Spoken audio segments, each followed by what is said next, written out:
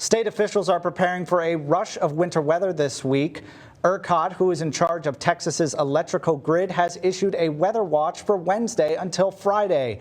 They anticipate higher electrical demand, but say grid conditions are expected to be normal. Governor Abbott held a press conference yesterday warning Texans to be vigilant in preparing for the cold. If people are not paying attention to it, they're going to be shocked by what's going to happen over the next few hours and the next few days. The city is urging you to take the time to protect your people, pets, pipes, and plants. Amid an already active flu season, an outbreak of measles is growing in West Texas. The question we had for health experts here is, what's the risk this disease could find its way to the coastal bend?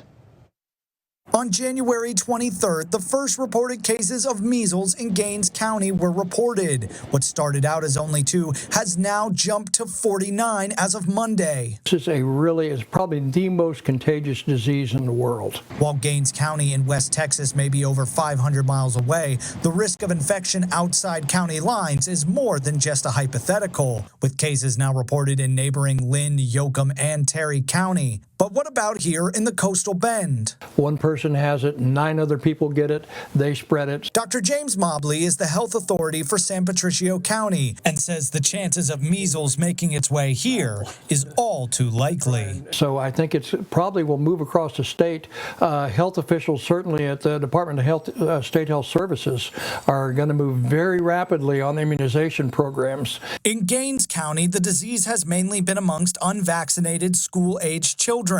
According to a report by the State Health Department, no schools in Nueces, Aransas, or San Patricio County exceed 10% when it comes to immunization exemptions. But for Dr. Mary Dale Peterson with Driscoll Children's Hospital, even a small percentage poses a big risk. That these diseases that used to kill literally millions of children around the world have mostly been eradicated until people have just forgotten how bad it can be. Both medical professionals making it clear the best method at combating a potential outbreak. We have prevention that works, and just encourage everybody to be up to date on their vaccines. You need 90% or more people to have that inoculation to really provide what we call the herd immunity.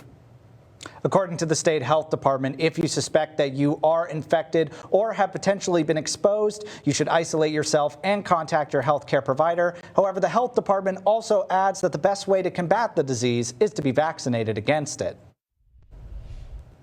The Flower Bluff School District is mourning the death of assistant head football coach Ron Rogers.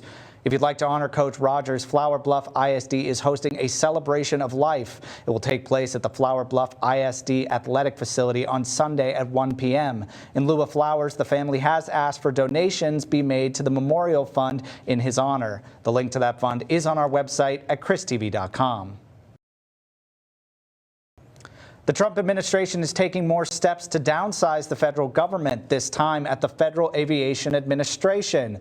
The union representing the workers said hundreds of probationary employees who maintain critical services with air traffic control are being let go. Many of the workers install, inspect, and maintain air traffic control communications, radio, and computer systems. The Professional Aviation Safety Specialists Union says several hundred workers started receiving layoff notices last Friday, and the workers could be barred from accessing FAA facilities after the federal holiday.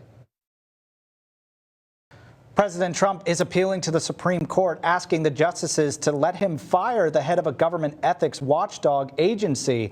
The emergency appeal in the case, Bezant versus Dellinger, could eventually help clarify whether Congress may create independent agencies protected from the whims of the White House, or whether presidents can fire anyone seen as a potential critic. At the center of the case is Hampton Dellinger. In 2023, President Biden named Dellinger to lead the Office of Special Counsel for a 5-year term. The office handles allegations of whistleblower retaliation.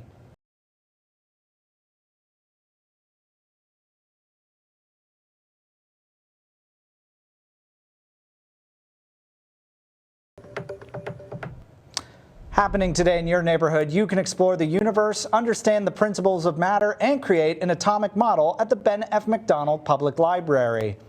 If you're interested in how the universe works, this event is for you. Kiddos can learn the fundamental principles of matter and create a masterpiece you can keep.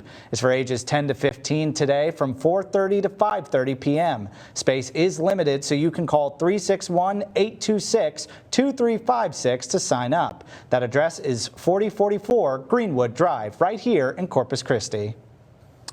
Another thing happening today in your neighborhood and until March 9th is the Museum on Main Street exhibit. The Smithsonian exhibit called Crossroads: Change in Rural America will be in Rockport for a limited time. The exhibit focuses on the dramatic shift from rural to urban life in the United States. It also highlights how economic resilience can drive future growth.